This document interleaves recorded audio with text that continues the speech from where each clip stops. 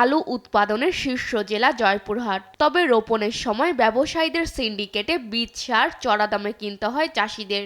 এতে প্রতি বিঘা আলু উৎপাদন খরচ বেড়ে দাঁড়ায় 40 থেকে 50 হাজার টাকা। কিন্তু এখন আলু বিক্রি হচ্ছে প্রতি মণ 500 থেকে 550 টাকা দরে। তাই লাভের আশায় প্রান্তিক চাষিরা আলু সংরক্ষণ করতে চাইলেও হিমাগারে মিলছে না জায়গা। তাদের অভিযোগ, সিন্ডিকেট করে কৃত্রিম সংকট তৈরি করা হয়েছে। গরিব কৃষক 1.5-2 বিঘা জমি আবাদ করি, আলু কোলেস্টোরে রাখার জন্য স্লিপ চাচ্ছি, স্লিপ কোলেস্টোর মালিকেরা আমাকে স্লিপ দিচ্ছে না আমাদের, তা আমি কি করবো? বড় বড় ব্যবসায়ীরা এবং ওই যে কোলেস্টোর মালিক এরা দুজনে পরামর্শ করে এলা সাধারণ পাবলিকের কাছে এই কোলেস্টোরের কার্ড দেয়নি। বড় বড় ট্রাকগুলো ঢুকতেছে, ওদের আলু নিচ্ছে, আমাদের কৃষকের আলু নিচ্ছে না। তাহলে কেন আমাদের এই টোকনগুলো দেওয়া হলো? ব্যবসায়ীদের আলু এরা ঢোকাইছে সিন্ডিকেট করে, আর আমাদের সাধারণ কৃষকের আলু এরা নিচ্ছে না।